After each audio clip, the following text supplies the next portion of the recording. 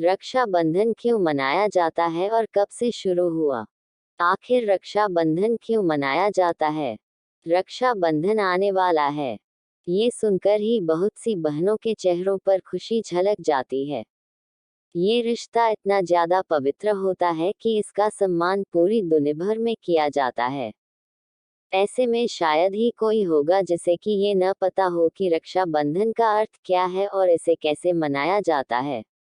भारत जिसे कि संस्कृतियों की भूमि भी माना जाता है, वही तो इस रिश्ते को एक अलग ही पहचान दिया गया है।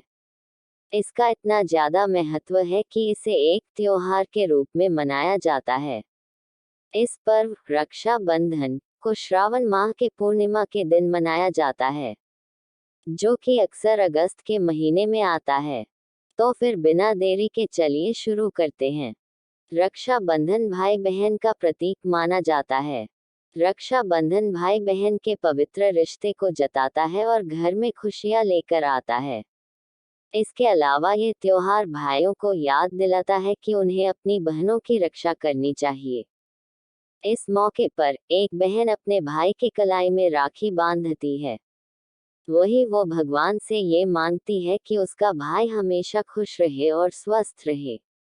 वही भाई भी अपने बहन को बदले में कोई तोहफा प्रदान करता है और ये प्रतिज्ञा करता है कि कोई भी विपत्ति आ जाए वो अपने बहन की रक्षा हमेशा करेगा। रक्षाबंधन का इतिहास। History of Rakshabandhan. Number 1, Indradev की कहानी। भविष्य पुराण में ये लिखा हुआ है कि जब असुरों के राजा बाली ने देवताओं के ऊपर आक्रमण किया था तब देवताओं के राजा इंद्र को काफी क्षति पहुंची थी। इस अवस्था को देखकर इंद्र की पत्नी सची से रहा नहीं गया और वो विष्णु जी के करीब गई इसका समाधान प्राप्त करने के लिए।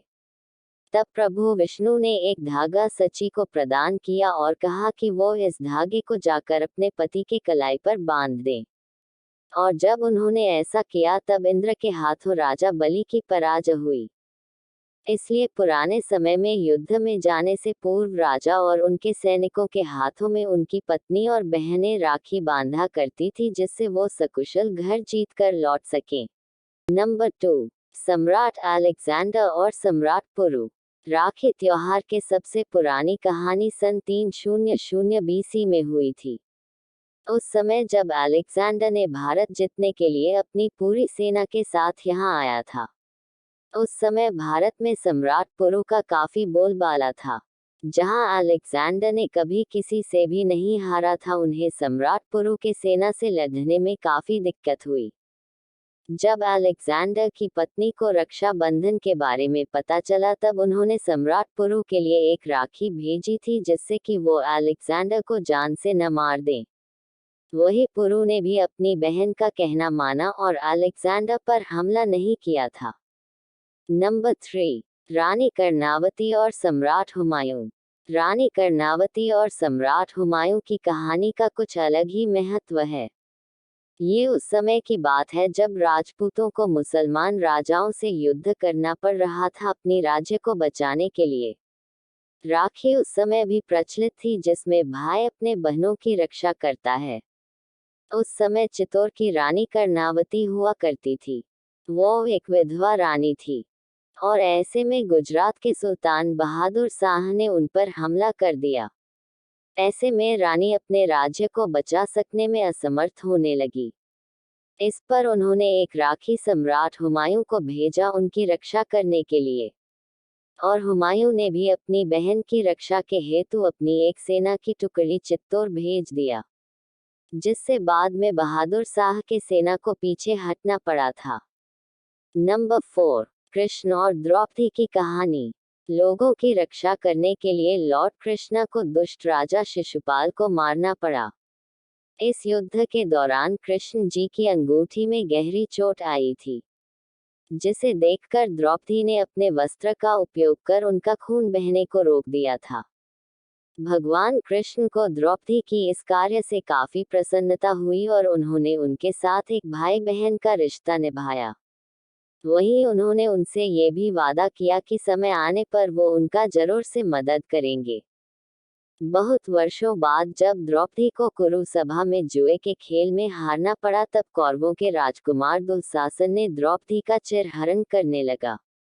इस पर कृष्ण ने द्रौपदी की रक्षा करी थी और उनकी लाज बचाई थी।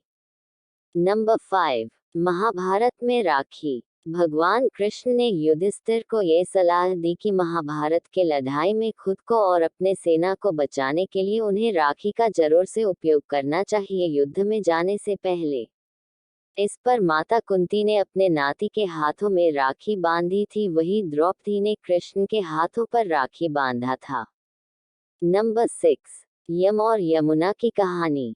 एक लोककथा के अनुसार मृत्यु के देवता यम ने करीब 12 वर्षों तक अपने बहन यमुना के पास नहीं गए। इस पर यमुना को काफी दुख पहुंची। बाद में गंगा माता के परामर्श पर यम जी ने अपने बहन के पास जाने का निश्चय किया। अपने भाई के आने से यमुना को काफी खुशी प्राप्त हुई और उन्होंने यम भाई का काफी ख्याल रखा। इस पर यम काफी प्रसन्न हो गए और कहा कि यमुना तुम्हें क्या चाहिए। जिस पर उन्होंने कहा कि मुझे आपसे बार बार मिलना है। जिस पर यम ने उनकी इच्छा को पूर्ण भी कर दिया। इससे यमुना हमेशा के लिए अमर हो गई। राखी बांधने का शुभ मुहूर्त और पांचांग कब है? राखी का त्योहार इस बार 30 अगस्त यानी स्वतंत्रता दिवस के दिन होने वाला है। इस दिन बुधवार पड़ रहा है। यदि हम शुभ मुहूर्त की बात करें तब इस साल रक्षा बंधन पर राखी बांधने मुहूर्त काफी लंबा है। रक्षा बंधन 2023 का शुभ मुहूर्त 30 अगस्त 2023 रात 9:01 से 31 अगस्त सुबह 7:05 तक रहेगा। इस समय बहनें अपने भाई को सुबह से शाम तक कभी भी राखी बांध सकती हैं। प्लीज लाइक करें, कमेंट करें और चैनल को सब्सक्राइब करें।